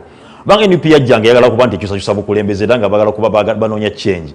Nate waliwo abayingiramu abagala okuba nti bo bekifula kibubanza nagamira nabejja bavubuka nga wakifudde kinyumu bo nga they are having fun bagala kuba bakola bukozi fujo ninga nomubuuza olwana ki oba lwaki mugira agende bagala Bobi Wine oli agende wa abaddewo nnyo they have no reasons nenga temu abantu abali mu kibuga obula musajja inaga munembo tofu emisolo gitunyiga abana bafite balina mirimu ndi reasons zingezi nobera avuka bagamba kimu abaddewo nnyo bazadde ku mulembe guno ne kakati akyaliwo what is that kati ogenda ku bantu goyagala ku bantu inaga fetolaba bana kutalo baga muntu gamba otalo tetwalo bana kutalo na fetulabeko otalo laga tulabeko abana badde bayogera mu kibuga olabeko utalo olabeko otya kati baba bafudde manya baganda bagamba ntense egula mirambo temuli gugwo yes bikuye kujja gamba ese egula mirambo batufa tufe nga temuli gugwo ate abadda obakumala okukola abuvuyo polisi bujene gba basasi mbanga ate nga badduka so n'ogamba mugambye mwagala empichuka ate why you running out so abo n'abayingira mu mbeera y'okuba nti bayingira Kyagulanyi oba yajja okuba nti ayagala kuba nti ateekawo change finally bena nga gye bayayanira ate temuyingiramu kuba nti mwono n'ekintu kye nga mukijja ku mulamwa mukifule tribe nti omunyankole eva mu motoka ate simanya gwe ayambaddeyo tugenda kugyokya no embeera tugiveemu temekubeera nga tuwono omulamwa gw'omusajja webanga yajja kuba nti ayagala nkyukakyuka tutambule neeyo naye so si kuba nti tujja tukole ate ebyaffe tutandike okubba tutandike okukola ki no it's not good. Now, the footage that we're looking at right now is we have our reporters live in Nalufenya prison where Bobi Wine is being held as we speak. And as we updated you earlier, the fact that they refused him from talking to any of his lawyers to that point, and we're still waiting for updates from the field, and our reporters will give you updates on what is happening in Nalufenya prison. We know that Bobi Wine was arrested in the eastern region of Luka district, and he was arrested on charges of breaking the COVID-19 guidelines that were put in process, and they were charging him with the act of causing a likely spread of COVID-19. And as we are looking, there's a very high security manning that is happening there, and we know that if that doesn't happen, the protest will actually push until that part of the prison. And one thing I'd like to call upon people as we're speaking is that favor journalists, we're there to be non-partisan, to like what is happening and give it to the people. Kubanga kati, if you're going to break our cars, breaking cameras mutukube, because I'm not talking about the police here. The police has also done its part in brutalizing journalists. Police, even the local person omuntu wansi has also helped in brutalizing journalists. Latifa nze ngawe jo nabadde mu kibuga ninawe na David nibangamba gwe Tarik ibintu bimino kwogera kencha so olaba nga nafe benyini abayino okujja okwogera eri abantu nafe tubateeka ku bunkenke so nziwe sijje kuba nti njogera gukyagala okubanga owulira nange onosa nkube kyogenda kunda babubi nenga tefe tulina okubeera nga tubawa ensonga bino okubanga etambula naye ne polisi yennyini tumaze bantu bali twogera ku state olwaleero tunogera ku polisi bukya bwesamba na mawule polisi nze embeera gye bakutemu namwe baliko babakuba pepper spray mu maaso tebetagisa bakutenga abaana bamuli nga bajjako cameras bazitwala bwe mamukole fujjo nga mulumya abantu lwaki temwagala bikavaringibwe mamuka kyemulaba nti kyemukola kituufu muleke tubikavaringe ensi ebitegeere bwebanga ogenda ku enforcing amateeka tolina kusuka nga polisi tokoza excessive force enebula okuba nti nno nabo polisi nayo oluusi ate luginenya katono nti abantu wabazze kuba abaana bakuba emigo bakuba naye agenda kutaliatinga atya but kuba namawuli muleke tukole omulimu gwaffe kubanga ffe tuli okulaga kuba information eri society. Exactly. Yeah. And the thing they're supposed to understand, Tarik, is that Tetuli on anyone's side. We're not on the government side, we're not on the police's side, we're not on NUP's side, we're not on NRM's side, we're actually non-partisan. We are the people who stand in the middle and try to get a fair understanding of what is happening on both sides. Latifa naffe tuli bantu nga naffe tuli bantu gwe nga gobeereyo nti olimu naffe tuli bantu nga gwe naffe tulina endowooza tuyinza okuba tulina endowooza ezaffe ng'ez'omuna naye tujja wano tuba tulina kukulaga ki ekituufu ekirina okuba nga kikola ki kitambula naye nga embeera yo polisi gyayisamba bannamawulire si nnungi era nga tugivumirira nnyo okuba nti bannamawulire batugunyizibwa walonde gwe bakubeera babule kinamulabyeko ate ekyennaku nti banne bamukutte baagala mutwala ku CPS bamusuule polisi naye batuse ku CPS wali eri polisi nebagana okuyingira so ate nebaza okuba nti bamutwala mu ddwaliro no embeera gyolaba nti omuntu agenze kukola kuba guli gwe mulimu gwe alina okuba nga polisi mulina okuba tukolaganamu n'abamawulire polisi nga namwe banaagamba tugenda kuzira kwata emikolo gya police kinaba kitya. Yes. So we coexist. We have to coexist and we have to condemn it. And even the protests that are going on. Kubanga, we've seen cars of journalists that have been brutalized. We won't be mentioning the media houses, but we've seen that people, when they see certain stickers on certain cars, they actually brutalize those cars. And then they want to hurt the people in the car. I want you people to understand, just like we've said, and I will repeat it, that we are here to bring you the news. And that is why we at STV are taking you up to Nalufenya prison, because some people have said that we are partisan, like media houses are partisan. But if we were partisan, would we be giving you the 360 coverage that we're doing during these campaigns and during these elections? It's a question you should ask yourself. So when you see a journalist, instead of attacking the journalist, Mugambe tubadde tusaba that come with us, there's a procession that is happening, someone had died, please come and help us cover that so that the world sees what is happening. Because at least we know that there has been no direct call for journalists to stop recording what is happening. We know that our cameras have been confiscated by security forces because those allegations are there, but we have no direct order not to cover these events, and we shall be there and we shall be covering it, just like you're seeing that our reporters are on ground as we are speaking, and that is live footage all the way from the field that we bring you for you to understand what is happening in the country. There you go. And we'll let you view that as we bring you more updates during the day. As the day spreads out, STV will bring you the updates of what is happening until the time when Robert Kyagulanyi will be taken to court, and that's if it will happen, for him to listen to his charges, and we know the way forward. Yeah. So at the end of the day, let's go for a break as we keep showing you what is happening in Nalufenya prison, and we'll be having the international updates with Adams Mayambala, and then we'll also look at what is happening with the business world. Yes.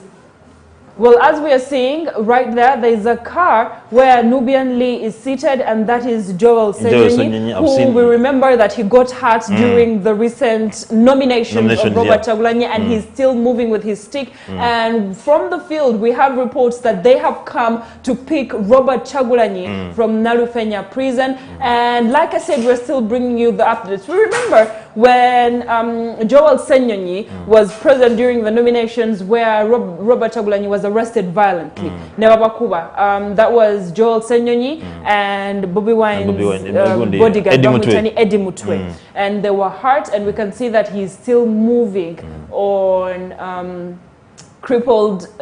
He's still crippled, and he's moving with the support to help him move. And we can see that the police is telling them to push their car a little bit behind, as we're waiting to see whether Robert Kyagulanyi will be brought out of Nalufenya prison, how he will be brought out of Nalufenya prison, and if he will be entering the car that has come to pick him up. A lot of people have condemned this, and they said Robert Kyagulanyi is a presidential candidate, and he needs to be treated as like a candidate. Exactly. Gundi yatereddwa a boy. Nekyagona ne bamute because bwebanga bakote scenarios zimwe zabakwasa kuba nti bakunganya abantu nengo boy yatereddwa ate wachibobo niyo kyamukote sawa zinene atenga omusajja candidate sawa zinene era ino kubanga wamwadde ne security mukuma ngolaga nti no is a VIP so bya biro so kubanga omukumi na mumbere kuba nti abe na Lufenya atenga banne nga ino kubanga agenda no kuba nti yayina okunonya akalulu togenda kungamba nti no bagenda ku stopping bagenda kuba already countdown kuweri ina kuzayina kuba nti already abana kubaja ino kubera nga anonya akalulu singono bo mukute no mulemezao bono muta onomwa chance okuba nti addayo kuba nti anonya yakalulu so okuba nti tukuletinga fairness tugende tusobole kuba nti no Kyagulanyi aberenga atebwa era aberenga dda ku just to get guidelines kuba nti no zagoberera aberenga agenda mu bantu be abanonyemu akalulu oboy kuba ye already ali bobwe nekyagone aberenga obedeme nile tumanyi kigenda kuba nga kiva kwa tulaba nti motoke zo kuba nti no bagala kuba nti bamujjayo era bannamawulire bali bagenda kuba coveringa buli kimu era ntaba nti waliwo okwoganya kuli wakati wa security then ne bana bazo kuba bapikinga Kyagulanyi nenga nze mbadde nsaba era nga tutongera kuba tubasaba no Quest TV tubirenga tukuumedde tubere bakakkamu gwe no bantu wagira Kyagulanyi sigara ngoli mukakkamu kubanga nze nsibambaga nti Kyagulanyi kyasibo kwetaagamu asinga okwetagenda kuza omwezi 14 omwezi ogwa January akwagala mwaka luluko obirenga okakasitinga ate okakuume kyokka kyasinga okwetaaga nene wona okola effujjo ne wona ogenda ku kkubo ne wekalakaasa kati abalala bafudde obulonga bwali We have been here since we slept here since yesterday. No, you have your bag on the other side. No, don't push us so hard. No. Don't remove it. Yes. Mutuleke ko namwe. Mwatugobye yeri. Ne DPC yagambye you go that side. Mutuleke ko namwe. We slept here, and you know why we slept here. No. Even.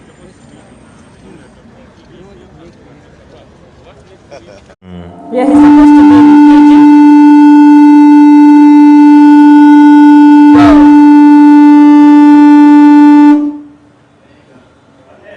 Well, there you go. You can see that we are trying to bring you the 360 coverage of what is happening in the field. We can see that there's a bit of an exchange between the security forces and the people that have come to pick Robert Kyagulanyi. And I am hoping that they will keep proceeding what Robert Kyagulanyi preaches, the message of peace, regardless of what happens.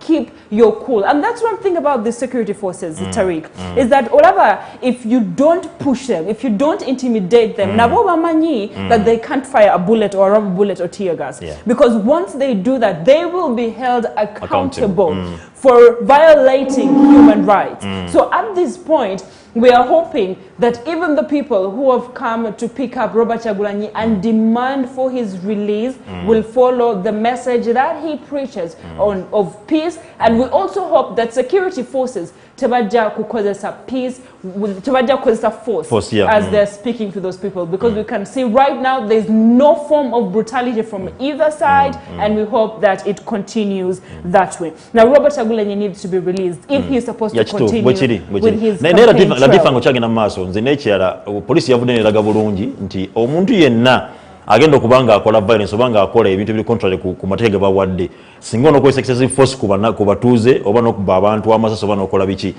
they're going to single you out. Bagenda kukwata nga gwe omuntu bagenda kusumira police bagenda kukwata nga gwe omuntu babenga bateeka likolako. Secondly, nga bwogambye nti nno abantu you call upon abantu kuba nti bakeepinga eddembe ekyo ngenda kyesibako nga Bobi Wine wasiba wadde akyogera bannaye tukipinge eddembe ne bana abatambuza obutambi social media nga mugenda muko abantu omuliro Bobi Wine is dead simala bamukubye biki ensonga etubane tugikomye kubanga buli oyogera ekintu ng'ekyo omuntu wabagira yes obadde bitambula nga Bobi Wine afudde bakoze bitya tukomye ensoga tumekubeera nga tukuma omuliro mu bantu kubanga waliyo population wansi eyo yo nga mbutuufu yajja dda time bomb ngenda bulinzi kukwata ku trigger ekoleki so kujagenda oleta information ng'eyo kiteke mbantu kubanga ononya sympathy vote oba ononya ki ensi yaffe ebeere ng'etabanguka. Well, Bobi Wine's campaign trial from the 19th to the 21st. Right now he's supposed to be in PG, Kalungu and Masaka, and we're delaying his movement to those areas. And then later he's supposed to move to Lyatonde, Chirihura, Mbarara, Isinjiro, Nchungamo, and Rukunjiri are the districts that he's supposed to be moving to after the prison cell that he will be in, but they have completely refused the people who have come to pick Bobi Wine from going in and accessing the premises. However, we know that once someone is held, they have a right to speak to their lawyer, and we are surprised that Bobi Wine's lawyer has not been given access or kuingira or kuogera na Bobi Wine. And of course, if he needs counsel, he needs his lawyers there, and we are hoping that sooner or later they'll let the lawyer go in, because at least Baganawalala Naenga, he needs to have access to his lawyer because he has the right to the access of a lawyer where Bobi Wine is right now. And we hope, like we said, this will not spark more violence, and people like Joel Senyonyi, who have been the acting spokesperson of Robert Kyagulanyi, the PR of Robert Kyagulanyi, I hope that they also will help in calming down the situation and telling people that they're working upon bringing the Robert Kyagulanyi out because he has to continue with his campaign trail. But then this brings a situation whereby Electoral Commission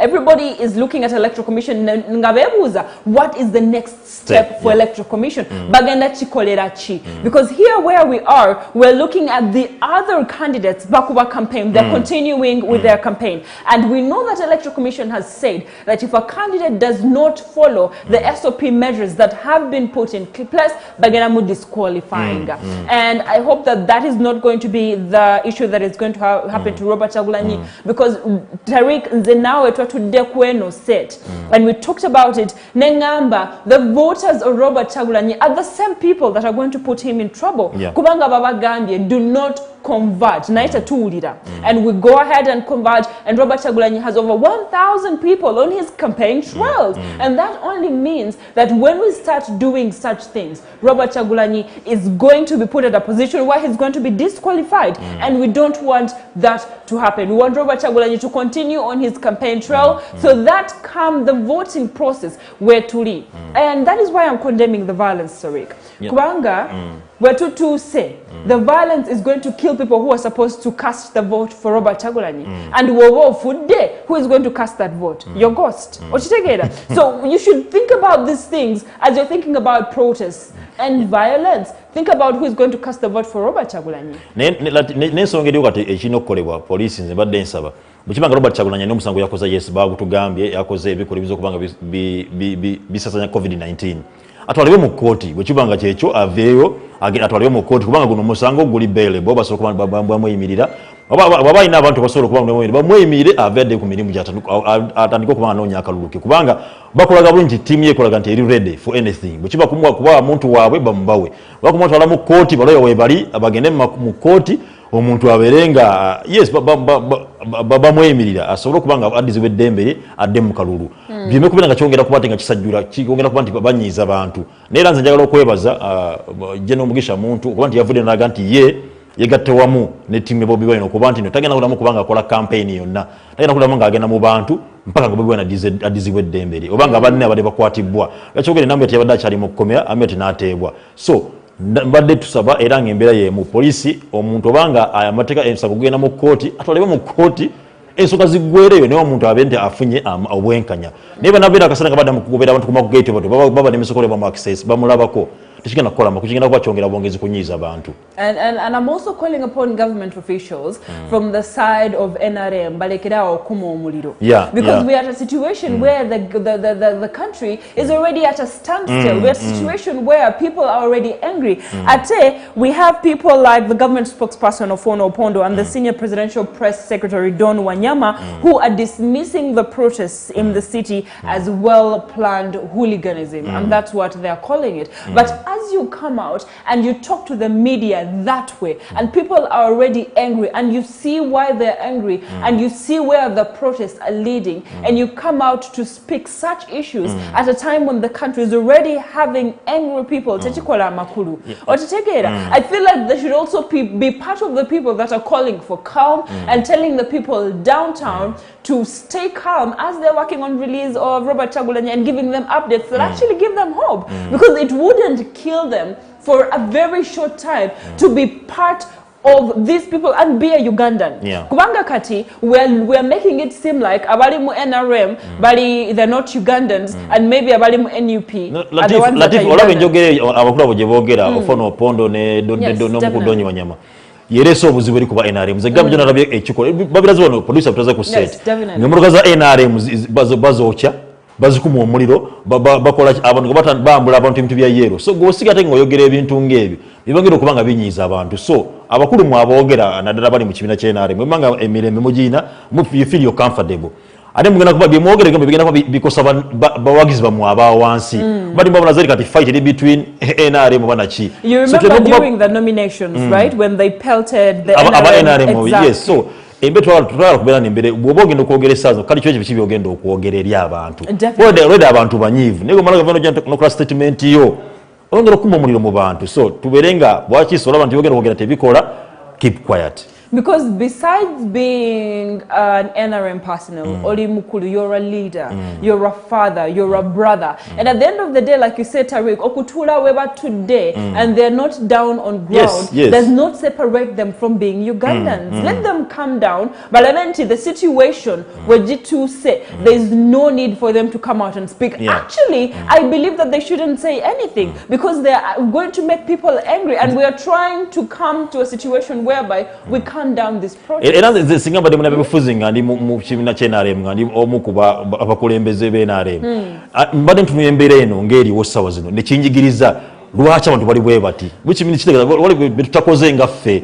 Abantu badimandinga abadanze gaye mbade mutone kontubagame misoro gibatuga. Abantu rent ebayisa bubi. Abantu abavuka tebayina mirimu. Abantu bakola conditions ezibanyigiriza. Balodembera bali n'ebitu bingi. Obutale mu budiza mu bututte. Abantu banyigirizibwa. So emberero tula wansi gagwe muna NRM omukuru osoko okube wansama oulize abantu bagamba ki why are they rioting kitegeza mulina ebintu bimulimi okukola nga mu kutukiza eri abantu abo bwimba bukolako kyagwana okuba nti abantu bavudde okuba nti bakubakire bamugobera temugobera okuba nti noba muyimbi bakiki wabula representing obulumi bwabwe balina kusoka gwe tunira obulumi bwe balina abantu abo oli ba represent bwoba okolako olabe nti embere edda mu nteekaza n'okuvayo n'obeera nti oyogera bwogezi.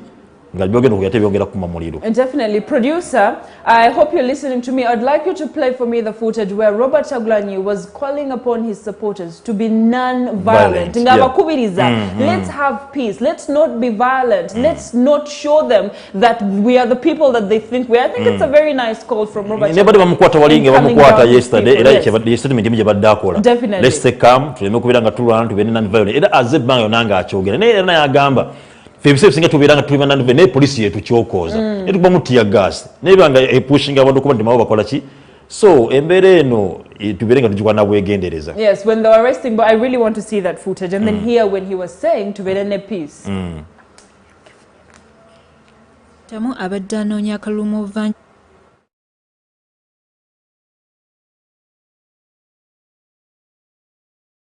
wakati w'abawagizi ba Bobi Wine ne poliisi okukakkana ng'ebakubyemu omukka ogubalagala saako n'okukuba amasasi mu bbanga.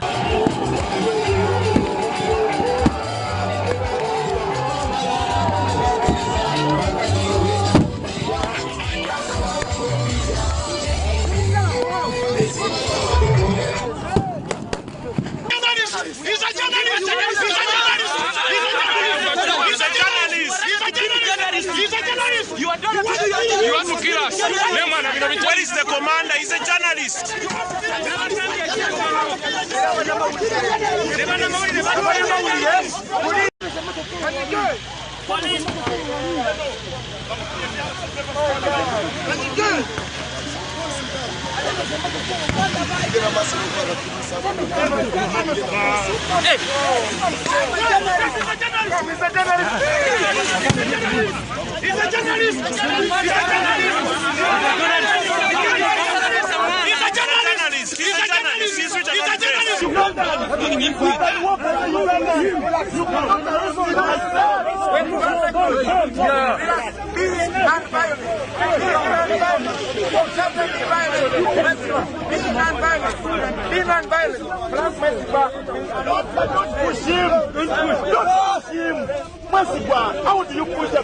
Okusinziira ku poliisi, omubaka Robert Chagulanyi Ssentamu abadde n'omuwendo gw'abantu abasoba mu 200 ogwamugambibwa akakiiko ak'ebyokulonda olw'akaweefube ow'okwewala okusaasaanya ekirwadde ekya COVID-19.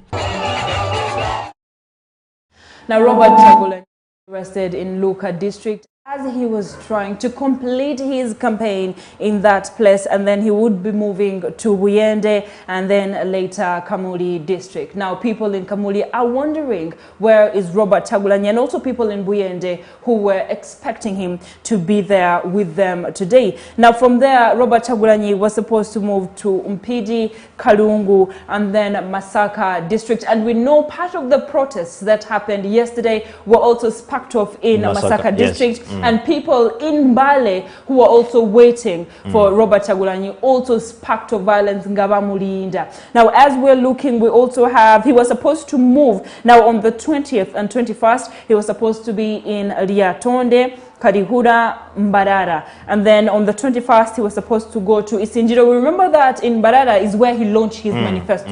Yagenzeo, and it was the same issue because Robert Chagulanyi usually has a crowd regardless of what happens. And we know in Mbarara, he also had a crowd. And I was actually expecting the security forces to arrest him sooner. Naenga, they delayed, and I was wondering what is their plan. And now that they arrested him, we saw that they said the reason why they arrested him is they're going to be tougher on enforcing the guidelines of COVID-19. Now from Isinjiro, he will be going to Ntungamo and then Rukunjiri district, as he also moves forward to later on go on the 23rd to Chedonjo and Chegegwa and then Fort Portal. Now, the more he stays in Nalufenya, the more he's being delayed to move on his campaign trail, and we hope that doesn't happen because every candidate has a right to be able to campaign and talk to his electorates. The only way that Electoral Commission can deal with this, if they say that there's no more rallies completely, abantu babere ku TV, ne radios,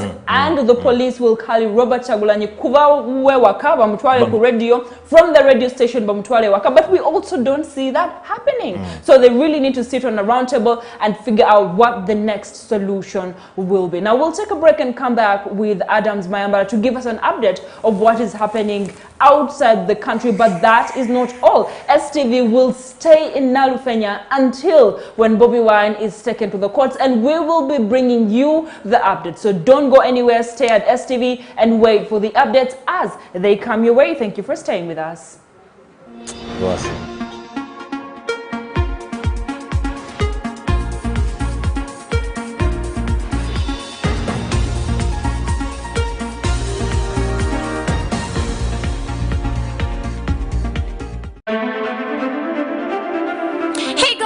Watching STV, select for fun. One step into the country and you will know Uganda is a magical destination. Perfect description of nature reflected on its natural way of life. But beyond the description is much more for you to discover. The culture, the religions, the wildlife, the nature, and oh, don't forget the food. I'm gonna give you an exciting adventure discovering the hidden beauty in your country.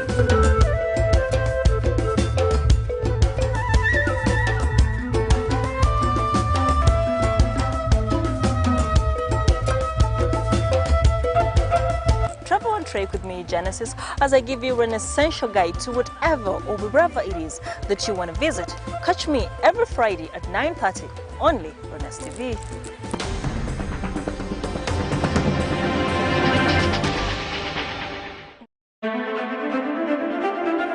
Hey guys, you're watching STV, select for fun.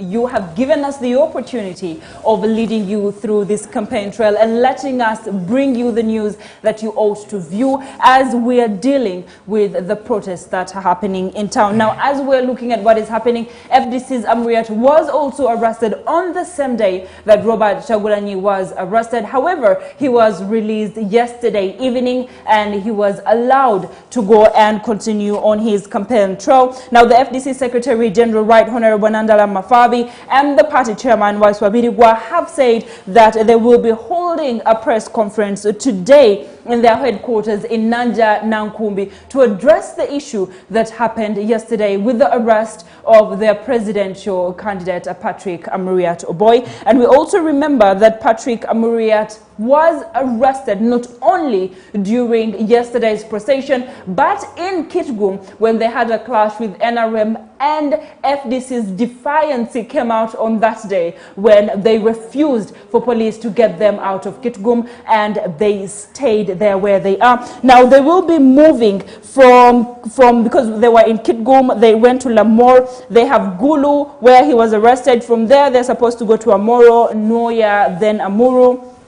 And they'll be heading to Adjumani, Obongo, Moyo, Yumbe, Koboko, Maracha. Now, we remember that FDC started their campaign in the eastern region. And now they will be heading to northern region, and they're different from Robert Chagulanyi and the NRM that started theirs from the northern region. Now, on set, I am not alone. Adams Mayambala has joined me now. He'll be giving us the updates of what is happening outside this country. But before you do that, Adams Mayambala, era njagala ntandike with saying, how are you doing today? Simani. Tomanyi. And that's a very good answer. When Adams Mayambala agamba Tomanyi, that's a very good answer. Because Adams Mayambala comes from a place where he was in town also yesterday, just like Tarik Nkata. And he was there when him and you were with Don, right? Yeah. You were with Don the drone, and Don was on camera, and they had gone to try and bring to us what was happening in town, capture the events and bring it to us and have us show you. But unfortunately, they had an issue in downtown, and we will have Adams Mayambala himself, who was in town. Tell us a little bit about what happened when you were in town and when the protests happened. How did you feel at that moment when you were seated in that car and there was tear gas and bullets all around you? Please take us through that time. Macha malungi mwenna walaba STV nze Adams Mayambala nga bwe babanyonyodde naye ekyabaddewo olunaku olw'eggulo kwegamba bulijjo tutya tear gas n'amasasi naye ekyabaddewo olunaku olw'eggulo kyabadde kyanjawulo Latifa because nafunye okutya mu mutima kwembadde sifunangako nga sikirabangako nga sikyatya tear gas n'essasi siritya naye ate nga ntya bannayuganda balanga nze naawe simanyi lwaki abantu batuuka ekiseera ne babeera nga ate toyagala munno mulala ate kugamba abantu bagamba eyo bakooye fine abantu bakooye bali mu struggle which is okay naye ate okubanga otulugunya omuntu omulala cause twatuse mu situation nga gye tugenda mu maaso ovuga emmotoka naye nga tolabayo ng'omukka gujjudde nga bataddeyo bakuma ebipiira bataddeyo naye nga buli mmotoka eyitawo bagiyimiriza sayidi z'ekawempe eyo emmotoka nga bagiyimiriza ne bakujjako essimu ne basaba ssente ne bakola ki kagamba natuse ekiseera nga ndaba abantu baluzinze focus simanyi oba bawagizi oba bayaayo oba ki nga teri musirikale n'omu oba baadde balazeewa simanyi naye nga abantu babanyagula bababba nga abantu bavuga tewali traffic rules buli omu avuga dda gy'ayagala abantu badduka abalala babakubye Latifa kyabadde kya tabu nnyo era kye nawulidde si kyenjagala okuddamu okulaba oba kwegamba abantu just imagine abantu abafudde olunaku olw'eggulo fellow Ugandans the worst part of it nze ekinnuma nti people abamu baluzinze focus because if you're talking about democracy naye nga ate omulala olabye Tarik adayogera ku mukazi gwe bayambudde maama w'eggwanga omulamba abakazi tulina obbawa ekitiibwa naye ne bamwambula najja mbambi t-shirt gy'abadde ayambadde ndaba abantu bangi abambala yellow not because basupportinga government eriko oba ki but because it's a color.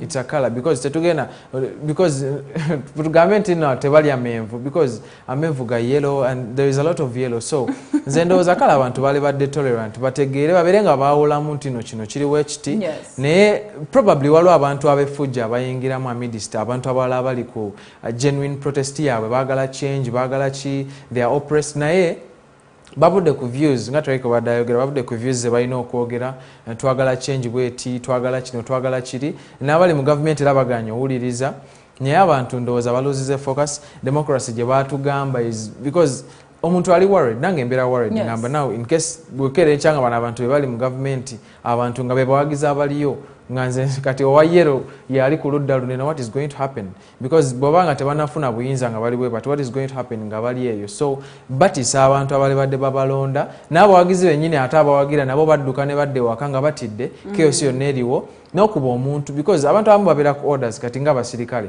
waliwo genalaye nga bamukuba ennyondo bamufiirako naye nga naye mwana wa muntu yakeera enkya n'asoma namugamba yingira yimirira wano kola bwoti because kyemaye buli kati muntu alaba balina relative nga bapoliisi oba wamaje there are people mbamitizeeko twogedde bantu nga ffe naye olina amukuba n'atalina mundu n'amukuba omuto n'agwasa abantu abato kati gwe batomedde amagulu omwana gwe walabye n'akwata ekigere kye bwati it was literally off n'kikwata mu ngalo a future yoyo omwana kwegamba bannayuganda balina ekintu kye batalaba but they are scaring people out of this abantu bali mu kutya sirabawo fairness in this ekyabadde olunaku olw'eggulo kwegamba it was fine mubaddemu abantu abategeera ffe batugye mu motoka ne batusimuza ekifaananyi tuli bannamawulire twali tugenze kukwata mawulire natugasawo muve mu motoka musiimule ekifaananyi ne tufukamye ne tusiimula ekifaananyi then ne tweyongera ne nabadde hati mu mutima gwange kwegamba n'ekintu olusi kyoyagala otuuka ekiseera the love starts to die inside you because of what you see cause nebula twatusekyeranga tetumanyi why people are rioting buli omu kwegamba baagala kukola fujjo. We have seen this in countries Malawi and where tekibadde kirungi. So abantu the cause is right kyebaagala baba bakyagala but then babere considerate eri abantu abalala batalina buzibu. Okitegeera Latifa tokuba muntu mulala ate kumutta because omuyigiriza nti no fine the government is oppressing the people ebaddewo for 35 years abantu boogedde bingi bibaddewo byetulabewo whatever fe tetwaliwo mu biseera ebyamiini bazadde baffe baaliwo bakunyumiza baddukanga mwe temulina kyemulabe and all that. So government ebaddewo for so long, we understand ebaddewo for so long ekoze biki but then you want to come in and put things right but what are you showing? Exactly. What are you showing right now esawa zineno nti abantu kyebanaalabirako? What are you preaching? Abantu bangi abaddewo abatabadde violent nnyo. Tulabe Nelson Mandela yakikola in South Africa ne bamusiba 27 years najja nafuga emyaka 10 n'agenda. Tulabe Mahatma Gandhi liberating India yabeerawo and things were not so violent bakozesa kyonna kye bakozesezza. So well, ladies and gentlemen, those were the personal views of Adams Mayambala, who was downtown, and he personally went through the trauma of what happened during the protest. However, Adams, let's take a breather from what is happening in Uganda and the emotional stress that a lot of people are going through. Take us to the international scene as we later on bring the live footage of what is happening in Alfenya prison. Mutelevu njagala okuddamu obbaaniriza amakya amalungi simanye bwali eyasuza obulungi mu ggwanga lino oba yonna gyali because nga bwe mbadde mbagamba in violence tugamba success ya violence ebeerawo kati seconds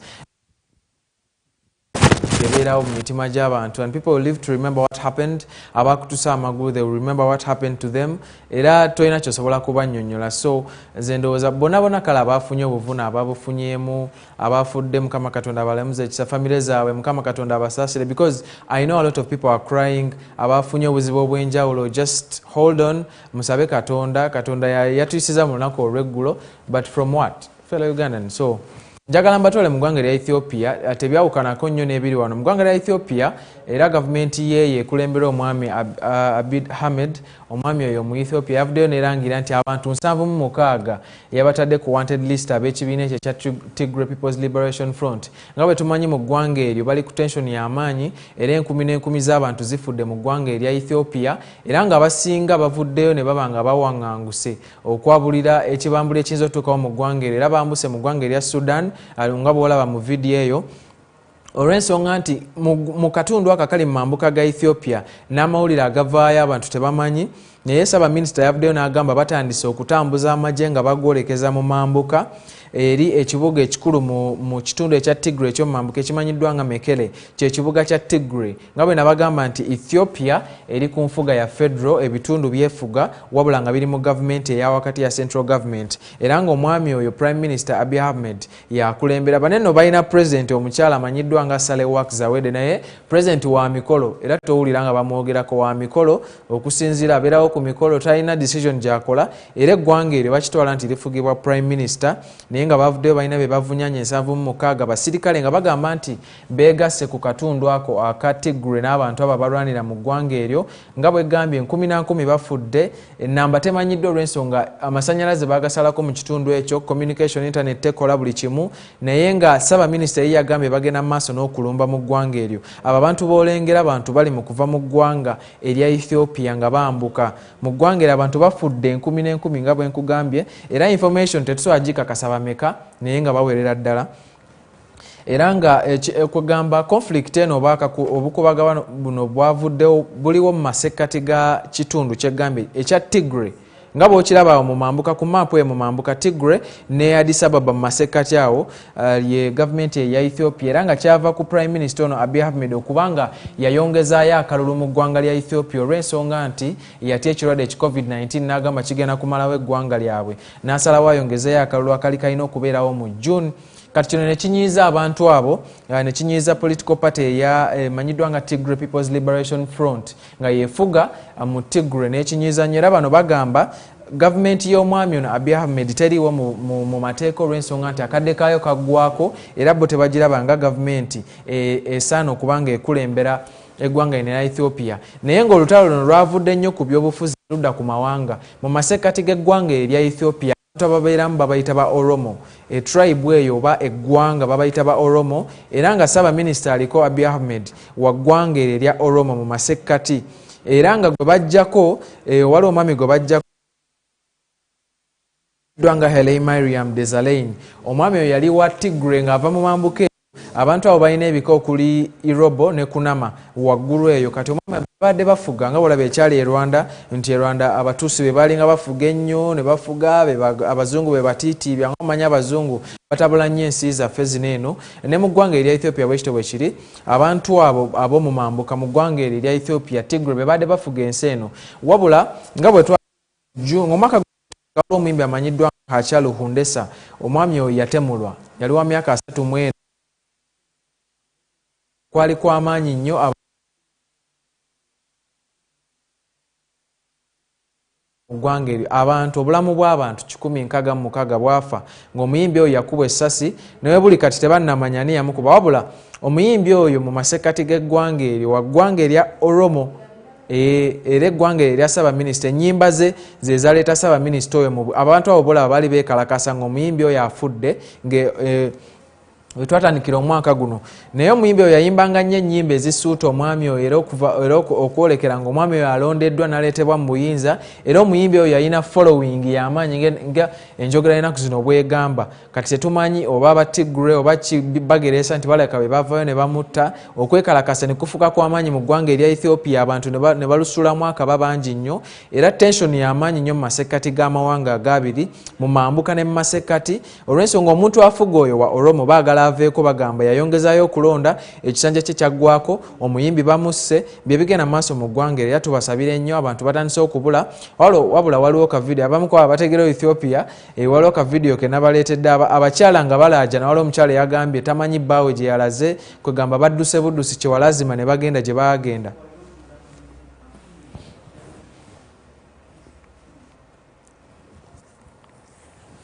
كم يوم بفتش بس ما قال القيو انا ما بعرف انا لحد هسي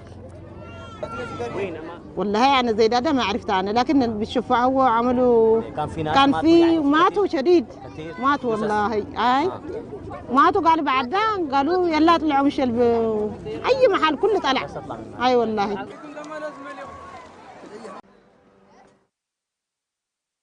bali mu nkambi mu ggwanga erya Sudaani. Sudaani yali ya Bashir nayo kati wetyo gye badduse okulaba nga bafuna obubuddamu. Abamu bakkiridde eno mu ggwanga erya Kenya, abalala badde eri Somalia, tebalina gye badda. Ensi eyo nga bweri ebintu bizibu nnyo, abantu bafudde bangi, era olutalo luva ku byobufuzi ne ludda ku mawanga. Nga bw'owulidde bakutegeeza bannaffe nti olunaku olw'eggulu abantu badde bababuuza ono wa ggwanga lino vaamu kola booti, kwegamba tusigale nnyo ku mulamwa tuleme kukola, olw'ensonga nti omuntu gw'okubi olwaleero agenda sigaza obulumi obwo ku mutima gwe, naye agenda karinga ekintu ekyo mu mutima gwe, era agenda kukola obulabe ate ku ggwanga lye ate enkya ogenda batoliwo, ogenda lekawo abaana bo, gwe wakolako ekibi ate akomewo ate alumya ababo. So nze ndowooza ekisinga okuba kugamba kyetwayitaddeko essira tubeere ba mirembe, kyonna kyetwagala tukifune nga tuli ba mirembe, tokuba muntu wa ggwanga ddala, olw'ensonga amawanga gano Katonda yagassaawo.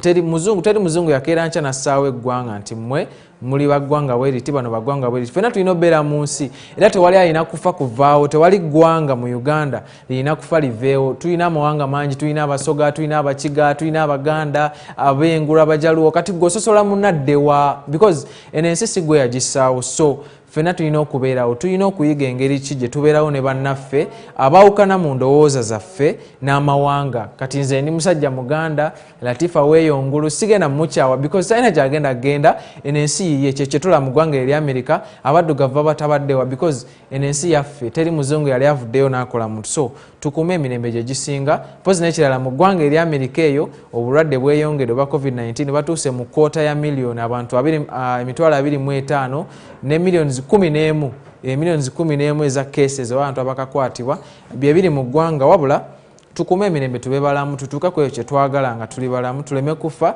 tuleme kulemala amagulu. Nze Adams Mayambala, have a good morning.